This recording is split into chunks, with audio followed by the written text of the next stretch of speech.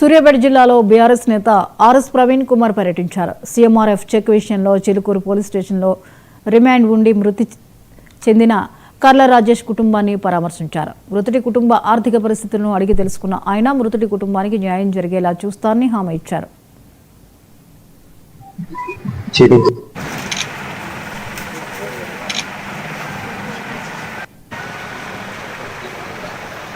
BRS party తరఫున మేమందరం కూడా ఈ కుటుంబానికి, కర్ల రాజేష్ కుటుంబానికి ఘనమైన నివాళి అర్పించి ఆ కుటుంబానికి ఓదార్పు ఇవ్వడం కోసం ఇక్కడికి రావడం జరిగింది.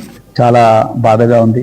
ఏ రాహుల్ గాంధీ గారు అయితే మరి రాజ్యాంగం పట్టుకొని నేను అందరి జీవించే హక్కు కాపాడుతానని చెప్తూ దేశం అంతా తిరుగుతున్నాడో, ఆ రాహుల్ గాంధీ అనుంగు శిష్యుడైన రేవంత్ రెడ్డి పాలనలో మరి రోజు ఆయన ఉత్తమ్ కుమార్ రెడ్డి గారు, ఉత్తమ్ పద్మావతి గారు, రేవంత్ రెడ్డి గారు, కోమటిరెడ్డి వెంకటరెడ్డి గారు, వీళ్ళందరూ, పొంగులేటి శ్రీనివాసరెడ్డి, వీళ్ళందరూ రోజు మాది ప్రజాపాలన, ఇందిరమ్మ పాలన, ప్రజాప్రభుత్వం అని చెప్పి రోజు బాకాలు ఊదుతూ జనాలను మోసం చేస్తున్నారు.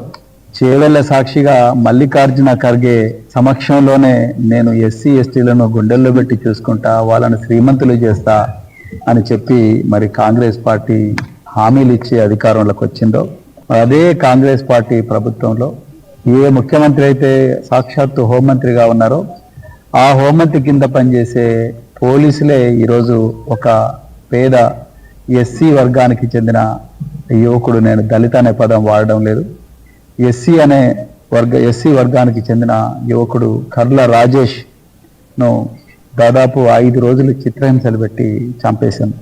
బీఆర్ఎస్ పార్టీ తరఫున మేమందరం కూడా ఈ కుటుంబానికి, కర్ల రాజేష్ కుటుంబానికి ఘనమైన నివాళి అర్పించి ఆ కుటుంబానికి ఓదార్పు ఇవ్వడం కోసం ఇక్కడికి రావడం జరిగింది.